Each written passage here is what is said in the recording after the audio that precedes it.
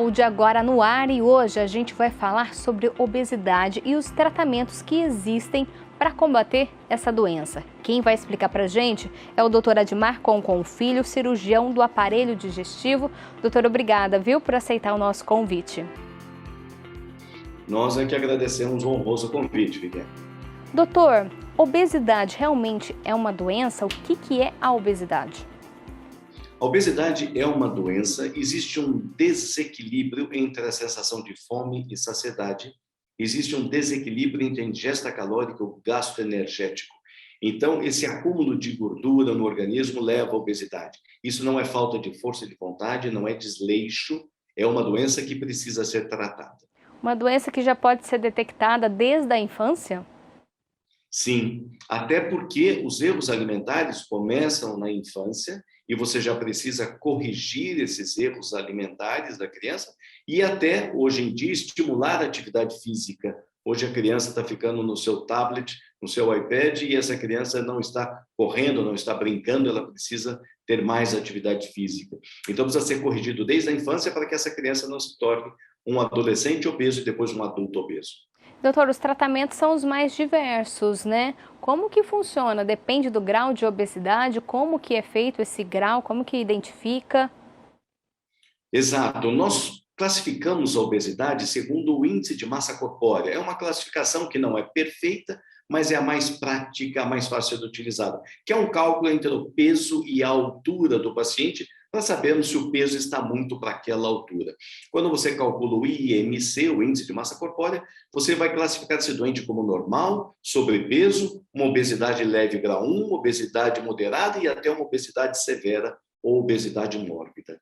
Quando a gente fala nos diferentes tipos de tratamento, você sempre começa com o tratamento clínico desse paciente, que ele inicia com uma correção da alimentação, uma mudança dos hábitos alimentares, existe uma correção do sedentarismo, estimulando a atividade física, a prática de esportes ou a caminhada.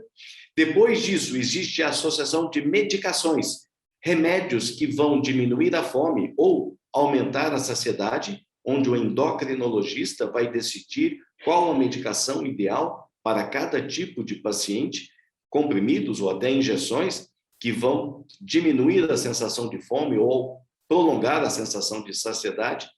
Depois disso, aqueles pacientes que não emagreceram com o tratamento clínico, você pode até indicar um tratamento endoscópico para a obesidade. E aqui no Brasil nós temos dois, a colocação do balão gástrico ou a endossutura, que você faz uma costura por endoscopia. E numa situação mais grave, na obesidade mais extrema ainda, até chegarmos na indicação cirúrgica da obesidade, a cirurgia bariátrica ou a cirurgia da obesidade. Doutor, eu queria detalhar com o senhor, balão intragástrico e a endossutura gástrica fazem parte, então, do tratamento endoscópico. Perfeito. No balão gástrico, a gente coloca um balão dentro do estômago, enche esse balão, e esse balão vai ficar dentro do estômago 6 meses ou 1 ano, dependendo do tipo de balão. Esse balão ocupa um espaço e a hora que a pessoa vai comer, ela tem uma sensação de saciedade precoce e come menos. E vai emagrecer em torno de 10 a 20% do peso inicial. Já na endossutura, você faz também por endoscopia, não tem nenhum corte na barriga, faz sob anestesia geral e você vai fazer uma sutura endoscópica, costurando o estômago por dentro, através da endoscopia, diminuindo a capacidade gástrica em torno de 60% do volume gástrico. E a hora que o indivíduo vai comer, ele tem a sensação de saciedade. Essa endossutura você não vai tirar desses pontos depois de 6 meses ou 12 meses, muito pelo contrário. Caso haja uma dilatação do estômago e uma diminuição da saciedade, você pode até indicar novos pontos, novas suturas para esse indivíduo, para restaurar aquela sensação de saciedade e ele come menos. E você vai ter um emagrecimento em torno de 15 a 20% do peso inicial em média. E a cirurgia bariátrica também tem diferentes tipos? Tem. A cirurgia bariátrica, então, você vai indicar para aquele paciente que tem um IMC maior, aquele paciente que tem um IMC de 40 ou de 35 para cima, mas já tem doenças provocadas pela obesidade, hipertensão, diabetes, apneia do sono. E aqui no Brasil nós temos 2 cirurgias bariátricas que são as mais realizadas. Uma que você diminui o tamanho do estômago e também faz um desvio no intestino. Então você mexe no estômago e no intestino delgado, que é chamado de gastroplastia em Y de Roux, ou bypass, que é o termo em inglês para essa cirurgia. E numa outra cirurgia que você só mexe no estômago, não mexe no intestino delgado, não tem desvio do intestino delgado. Você retira uma parte importante do estômago, é chamada gastrectomia vertical ou sleeve, que é o termo em inglês dessa cirurgia. São as 2 cirurgias que hoje são as mais utilizadas no Brasil. E doutor, o emagrecimento nesses procedimentos já é imediato ou a pessoa precisa também ter um pouquinho de paciência, se cuidar, uma alimentação saudável, atividade física também e, assim, entender, vai emagrecendo aos pouquinhos? Exato. A cirurgia bariátrica, ela consegue um emagrecimento de 30% a 40% do peso inicial, mas depois de 18 meses a 2 anos de cirurgia. Então, realmente, aos poucos. No primeiro mês, ele tem um emagrecimento em torno de 7% a 10% do peso inicial. No segundo para o terceiro mês, vai perder 15% do peso inicial. Com 6 meses, vai perder em torno de 20% a 25% do peso inicial. Com 1 ano de operado, vai perder em torno de 30% do peso inicial.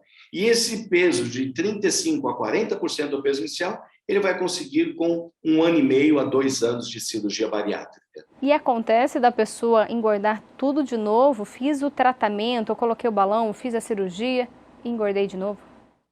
A recidiva da obesidade ocorre em todos os tratamentos. Tratamento clínico, tratamento endoscópico e no tratamento cirúrgico. É numa pequena porcentagem. Na cirurgia, você tem uma recidiva do peso em torno de 20% a 25% dos casos. Mas qual é o perfil do paciente que volta a engordar? É aquele paciente que está errando na alimentação, onde ele está abusando da quantidade de carboidratos, doces, pães e massas. Um pouquinho ele pode, mas não abusar. Então, é aquele paciente que está abusando do carboidrato e não está fazendo nada de atividade física. Esse paciente ele tem grandes chances de engordar. Ele não volta a ter o mesmo peso que ele tinha antes, mas se ele voltar a engordar metade do peso que ele perdeu, ele realmente já vai ficar descontente. Então, precisa manter a atividade física, precisa manter uma alimentação saudável e precisa manter um acompanhamento com a sua equipe multidisciplinar. Doutora, a obesidade pode levar o paciente a ter outras doenças? Como que funciona? Por que é uma doença considerada aí grave? A obesidade é hoje considerada uma das doenças mais graves que nós temos a nível de mundo. Não é um problema só a nível de Brasil, não. A obesidade ela pode provocar outras doenças ou agravar outras doenças, como a hipertensão arterial, o diabetes mellitus tipo 2, alterações no colesterol e no triglicérides. Isso vai levar a uma chamada síndrome metabólica. Essas doenças vão provocar aterosclerose, obstrução nas artérias, que pode levar a angina, infarto ou mesmo derrames. O paciente pode ter complicações ortopédicas pela obesidade, quer seja problemas a nível de articulações do quadril, dores articulares ou mesmo hérnias de disco, problemas na coluna. Ele pode ter problema da apneia do sono, que é aquele paciente que ronca, ronca, ronca e para de respirar. A hora que ele tem essa parada na respiração durante a noite, isso é muito grave. Ele diminui a oxigenação do sangue. E essa apneia do sono já predispõe ao diabetes e à hipertensão arterial.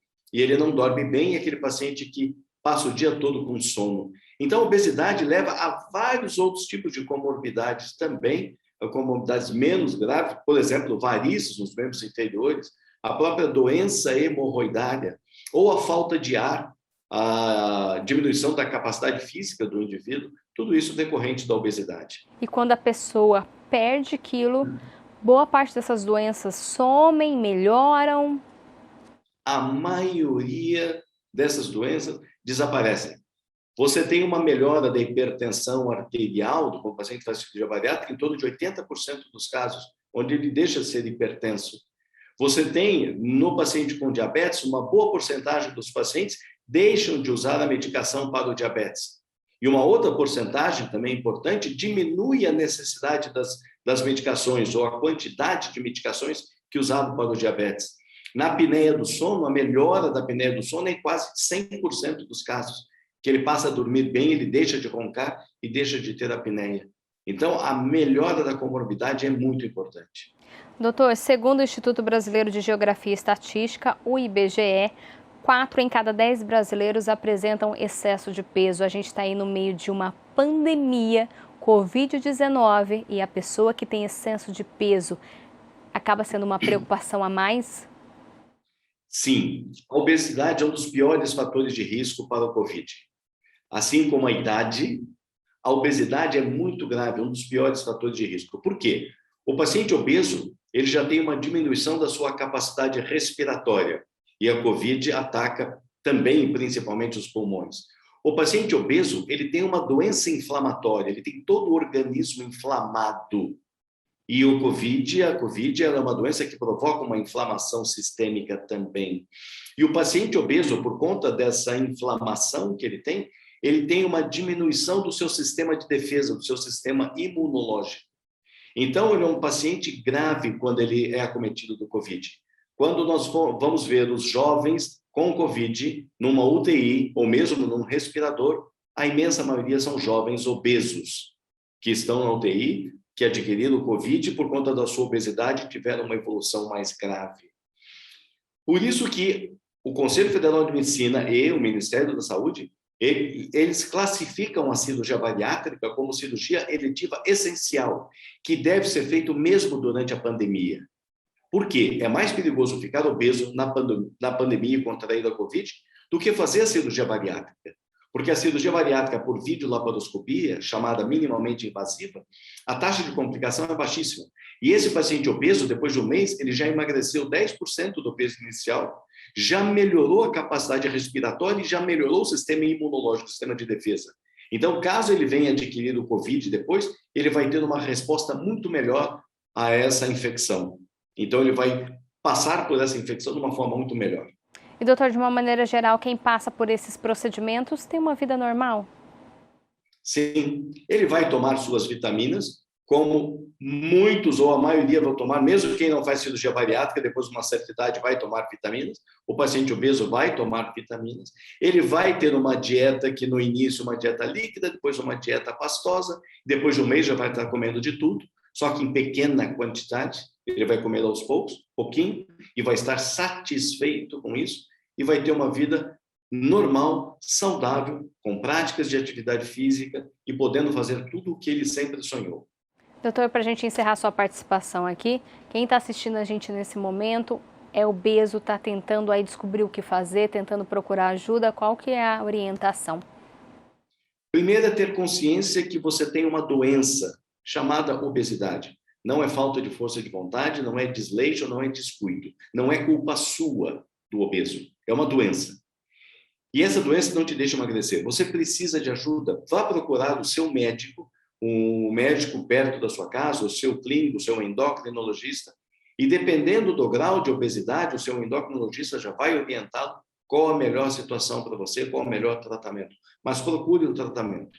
Não existe a história do obeso saudável, não. Ele tem uma doença inflamatória, ele tem uma doença que pode predispor a outras doenças mais graves. E ele tem como ser tratado, mesmo sendo uma doença crônica incurável até o momento da medicina, mas ela é tratada.